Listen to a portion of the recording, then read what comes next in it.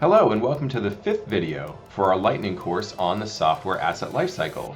Today we'll be covering deploying and monitoring of software. This will cover the steps of installing the application and then ensuring it is utilized in an optimum way for your organization. I'd like to bring up a topic that we covered in the identifying need and the submitting request lifecycle phases, the software catalog.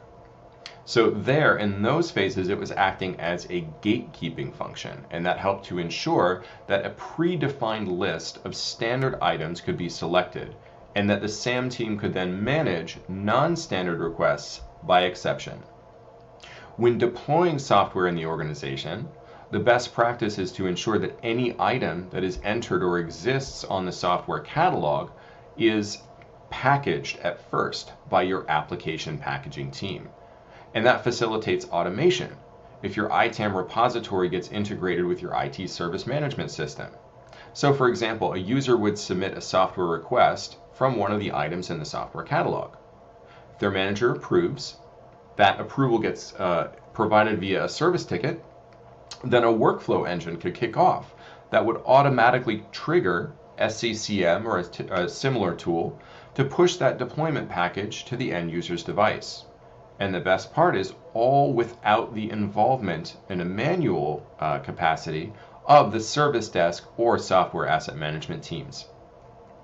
So when you're packaging software applications, what you want to take into account is that the ITAM repository and your existing discovery and inventory capability are able to be integrated.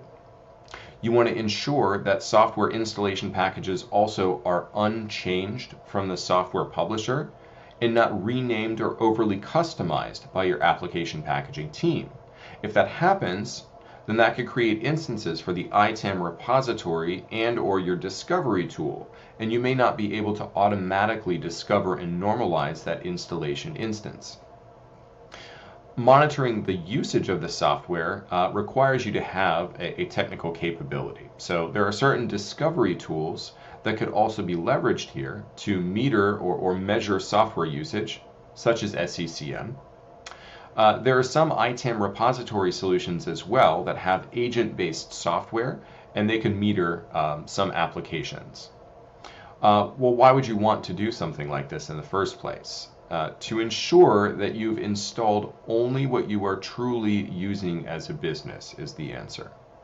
For example, you might in your organization have an installation base of 20 Microsoft Visio licenses.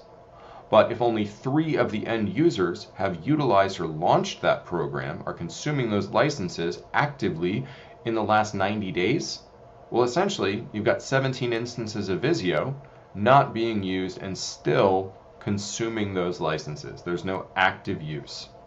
For the majority of software, the publisher bases their license requirement not on the use of the application, but on the potential to use that application. So in other words, if there's executable code that has been deployed somewhere in the environment. We would recommend to use automation here as well. So if you have a discovery tool or discovery capability that can provide a report of applications that have been installed but not actively used in the last 90 days or predefined period of time, you can take that intelligence to take steps to deinstall those instances and optimize your invest on software. So if you build up an inventory of spare licenses, you can also leverage those in the procuring license or submitting request phases to avoid further cost and spend by your organization. The final lifecycle phase we're going to discuss is the decommissioning software phase. We'll discuss drivers for wanting to decommission software and the constant need when you decommission to double check and to verify. Thanks for watching, and if you have any questions about this phase in the software asset lifecycle or other ITAM topics in general, please contact us via our website at anglepoint.com.